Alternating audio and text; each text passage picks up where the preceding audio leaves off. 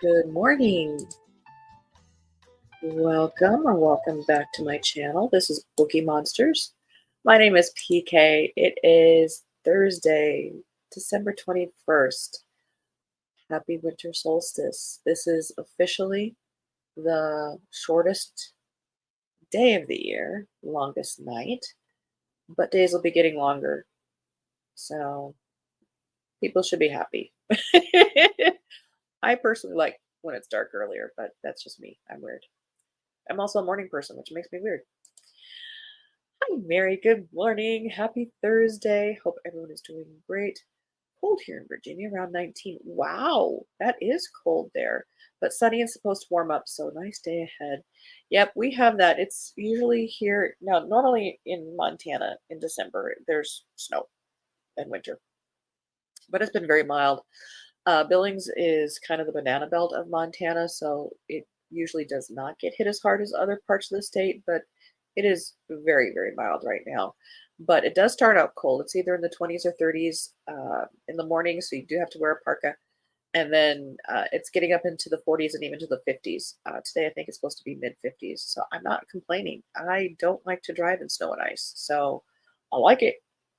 But Mary, that just means you get to have a nice cup of hot something and cuddle up, cozy up, read your book, watch a good movie. Hi, Cajun. Still in Alabama. It was in the 50s and sunny yesterday. Very nice. Oh, I bet it's very nice. Very nice.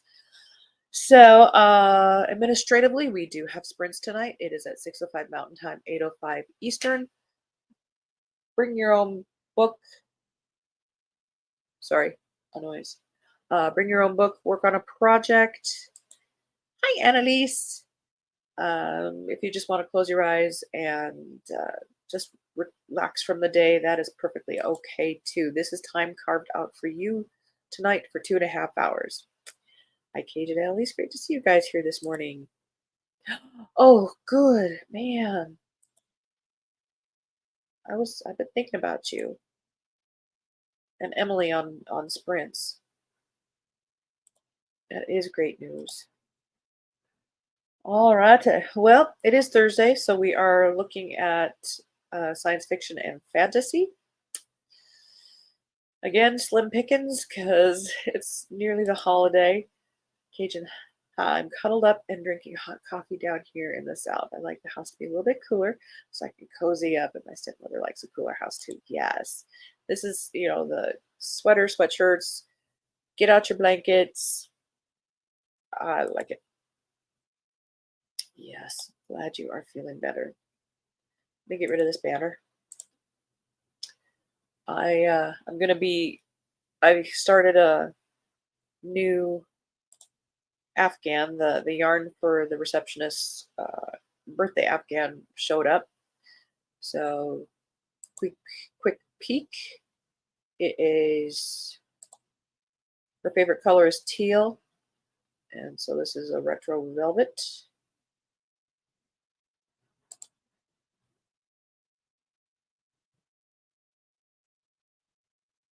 Yeah, and I finally found a stitch that works well with this, and it will look like that. So that's pretty much what I'm going to be doing for the next month. I have till January 19th.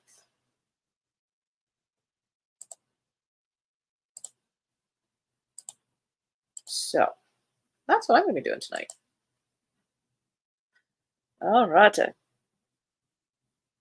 Here is the sci-fi fantasy they are saying. We don't necessarily believe them because we know they have dates that aren't quite spot on. Yeah, this came out earlier in December. Demons Also Dreams, Summoned, Book 1 by Ava Locke. And if that's the author, she looks like she might have hit 17. Or is that the narrator? Or is that what the character's supposed to look like? I don't know. Demons Also Dream by Ava Locke came out on December 4th. Ritual income.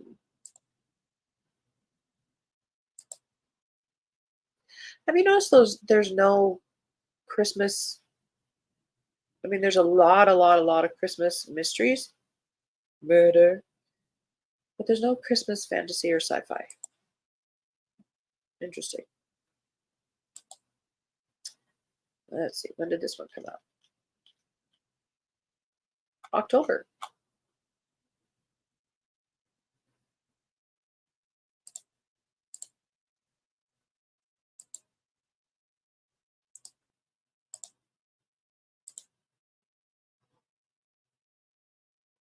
We're looking, we're looking. Ah, here's one. Those who dwell in darkness.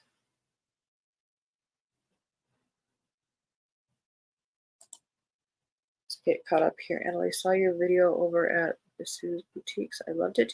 You picked up such great pieces, great sizes, colors, and metal and shapes. You really did a wonderful job on the video. Loved your enthusiasm. Mary, share the link. I want to see it. Elise, you're so productive. Oh, love the teal and the stitch. Thank you. I need things like these sprints to keep me being productive because I'm very much a non-productive person. Annalise, thanks, Mary. I was a bit off, but where's the video? I can't find it. We all need to know the video. Mary, thank you for sharing about it. Brenda embedded it in her newsletter. The covers are different than before. Okay, so that's how they're getting confused. Awesome. How do I get that? It was in a newsletter by Brenda Sue Lansdowne.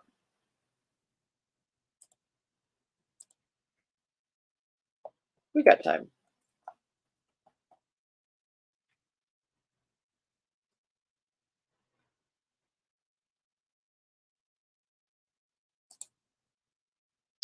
Vintage Jewelry Supplies by Bisou Boutiques.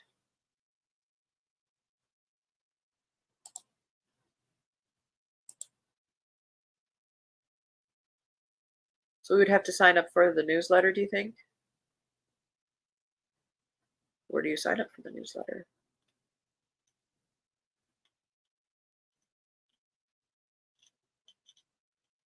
Sorry, we're going on a side quest. Latest newsletter. Join our newsletter. Okay, I'll sign. I'll join.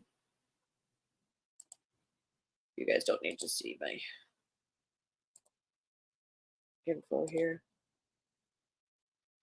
Okay. Was it a YouTube embedded in her newsletter? Do you know? Interesting. Thank you very much, Mary.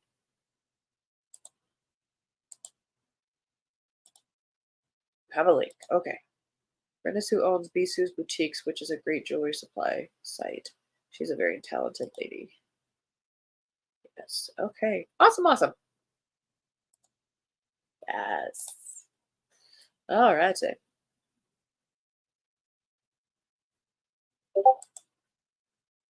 Oh yeah, we're looking at those who dwell in darkness. Okay. Ooh, look at that puppy. The hunt. Oh, vampires. The hunt for a serial killer leads a vampire agent to uncover a terrifying conspiracy in this dark urban fantasy. Vampires and humans live side by side thanks to an uneasy peace maintained by the Assembly. As an arbiter for the powerful organization, Miles Watson is authorized to act as judge, jury, and executioner for anyone, living or undead, who breaks the law. But now Miles is up against a threat more sinister than anything he's seen in his centuries as a vampire. A criminal network in London is offering wealthy humans the chance to become vampires without the Assembly's consent. I guess for immortality? Live longer? When the process goes disastrously wrong, the boss wants to eliminate any trace of any of the fiasco, but a rogue enforcer refuses to play along, and trouble quickly escalates out of anyone's control. As Miles sets off searching for the illegal vampires, he finds himself on the trail of a monstrous serial killer. The twisty investigation takes him from London's deadly underworld to the rural backwaters of the Pacific Northwest, where an even more devious criminal enterprise threatens all of vampire kind. Da, da, da, da, da, da, da.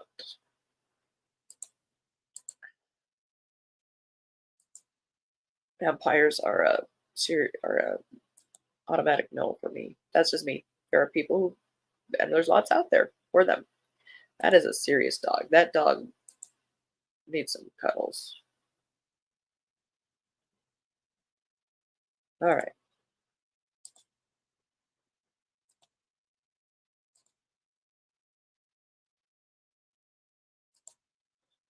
Hammer and Powder. That's a pretty cover. When did you come out? Ah, this week. Shock. Book one in the Seven Brothers series by Megan Durr. The kingdom of Renaha is all that stands between the violent, greedy Burna and the rest of the continent, and they do so by way of their immense and heavily guarded wall of Gamala, an enormous undertaking that runs the length of the southern end of the continent, standing strong for more than 200 years. Maintaining the wall and the forces that guard it is an expensive undertaking, one that other countries are reluctant to contribute significantly to, despite the fact they benefit greatly from its existence. In an effort to change that, the king of Ranaha, it's probably pronounced very cool, I am very uncool, arranges a marriage between the powerful Takahara family and a royal relation of the neighboring kingdom of Aran. Hideki, better known as Warhammer, is playing escort for his brother Saburo and chosen candidate being sent off to marry the nephew of the king of Aran and bridge political divides once and for all. Shortly after arrival, though, Saburo runs away with only a letter of apology left to explain what he's done. Now it is Hideki, ill-suited to political games, who must keep anger and wounded pride from erupting into war. Meanwhile, back on the wall, his twin brother Daisuke discovers the enemy is using children to do what their soldiers cannot, and in rescuing them finds himself in exactly the sort of situation he prefers to avoid. On top of that, his brother Jiro, brother of the wall, expects him to entertain foreign guests, despite the fact that everyone knows not to trust delicate situations to the man known as Gunpowder. So, some interesting. Another vampire.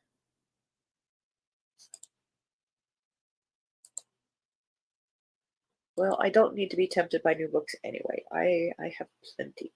I have plenty. The Lies of Vampires and Slayers by K.M. Shea. First in Magic on Main Street. Let's check the release date. Close enough. By night, they fight in a dangerous game of cat and mouse. By day, they are friendly next door neighbors. Neither of them know that their alter egos are arch enemies. That would be difficult. I'd hate to be the neighbor across the street. I've spent my life training in the family business of slaying vampires, but I'm tired of all the death.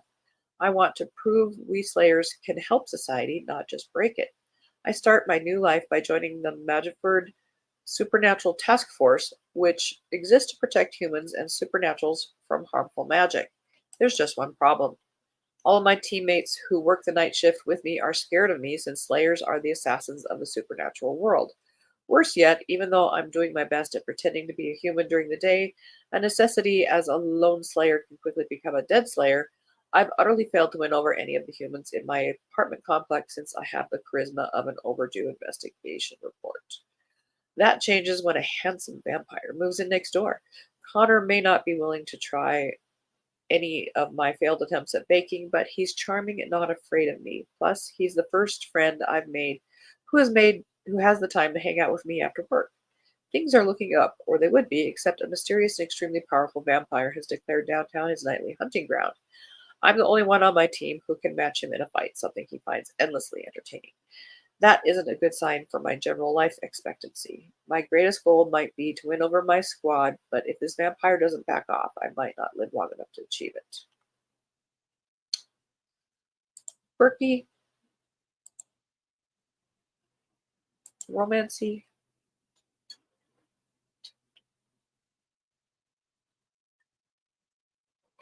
Sorry, coffee was required. You want candy? I have my lollipop earrings on. Mary, have you started the hat pins? Oh, yeah. I'm waiting on my kit, which shipped yesterday, so I'm excited to get it and start something. Are you going to make some? I haven't made pins yet, but I have started on the stamping statement pieces. Awesome. You guys are being creative. I love it. All right, let's see what they are telling us about science fiction. There we go. Time Travel Universe by Roy Huff, fourth in the 7 Rules of Time Travel. And it's this weekish. All right. Quinn Black thought his work was finished. After all, in the years since he discovered he could time travel, he saved the human race from disaster and restored hope to the world, at least in the current timeline of the universe. Out in the multiverse, the Earth, and everyone he loves, is in trouble again. Someone sent Quinn's team a video begging for help, but if Dr. Green's assessment of reality is correct, how will he find his way home if he gets lost in the vast expanse of the cosmos? However, the alternative might be worse. Now Quinn finds himself traveling through space-time to Egypt to stop whatever trouble is lurking in the other realms before it finds its way into his.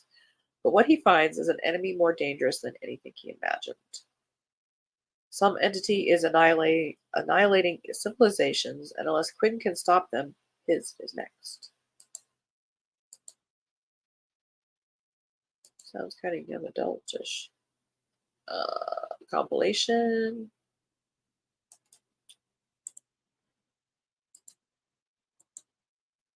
The Fifth Kind by James D. Prescott.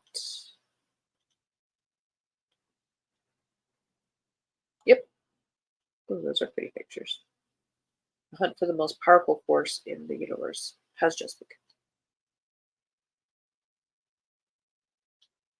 Second in the Dark Nova series. In Chile's Atacama Desert, a startling discovery threatens the very fabric of reality. Satellite imagery reveals an anomaly, 30 kilometers wide, radiating power that appears to mutate everything in its path, and it's growing. Is this merely a Drax ploy designed to reassert their control over humanity, or is it a cosmic event beyond anyone's understanding? Soon, Dr. Shepard, Colonel Peters, and their elite team are dispatched to investigate the phenomenon, but nothing can prepare them for what awaits. From the shocking secrets of a reclusive Japanese billionaire to the crimson dunes of the Red Planet, this pulse-pounding odyssey will challenge everything you thought you knew about our place in the cosmos. I prefer spacey, in space, Star Trek-y kinds of sci-fi, but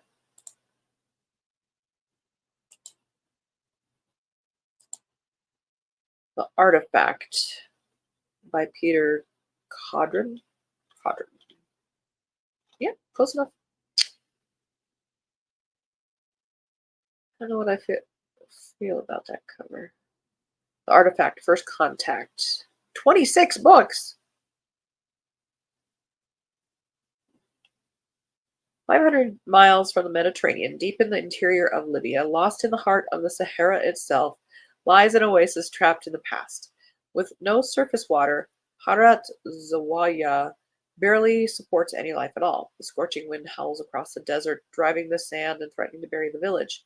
Professor Susan Taylor is excavating an Egyptian tomb dated to 4500 BCE.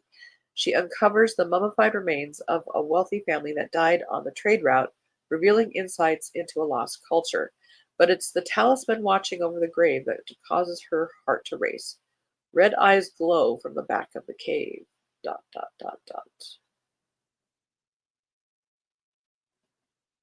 Huh.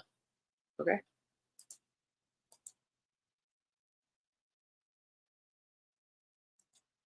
We looked at this one, didn't we?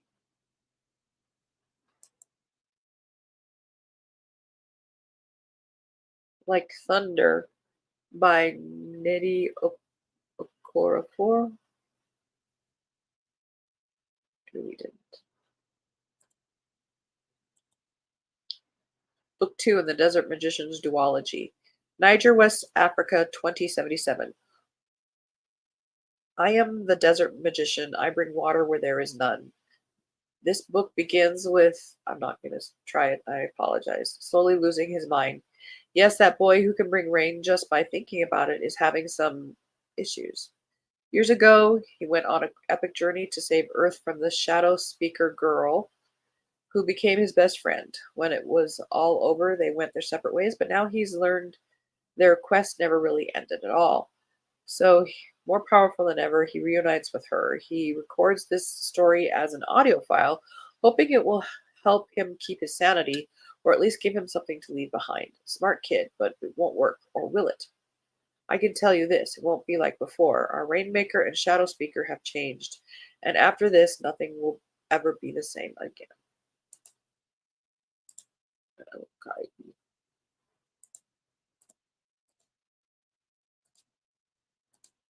I'm just closing some tabs here.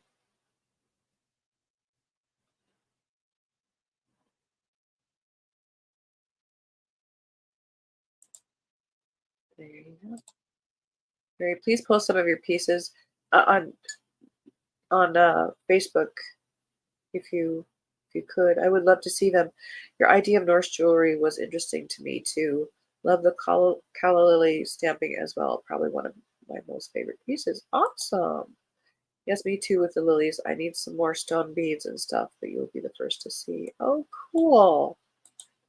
Wish I could go to Stonehenge tonight. Ah, but only if you could not have the crowds because they ruin everything. It would be so nice to be there during the changing of the seasons. Oh, I know. Maybe next time. You are pretty close. You're closer than we are. Oh, I can see those red eyes, even that book description. Sorry. Yeah, yeah. They can be a little cheesy. All right, let's do we've got, we're out of time. Oh, and I'm just not, the cell phone's still on the charger in the kitchen. So we'll just do it. Yep, there it goes. And it's going to go and go, go. But I'm not really seeing fantasy historical.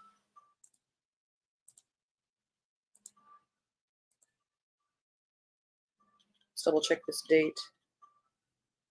Yep, it's this week. The Doom of Odin by Scott Odin. Book 3 of Grimnir. As the Black Death rampages across Europe, two creatures of the Elder World clash over the rotting corpse of Christendom. Oh, and at least you're going to know how to pronounce those more than I will. For over a century, he has tracked the dragon, the Malice Striker, from the shores of Lake Vanern across the Baltic Sea through Russia and down into the Mediterranean. He has hounded the worm from Old Muscovy to Messina and finally to the Eternal City, to Rome itself. And in Rome, a cold November night in 1347 AD, on the ruined steps of Old St. Peter's Basilica, the saga comes crashing to an end, etc., etc. All right.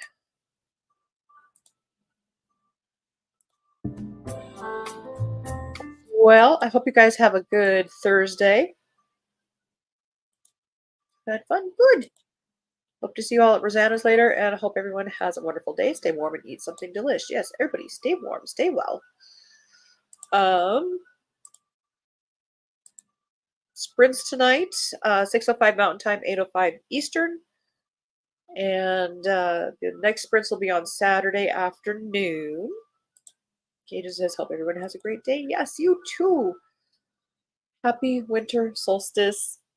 And as the banner will say, he says, don't be a bookworm, be a bookie monster. Nom nom nom. Have a good day. God bless.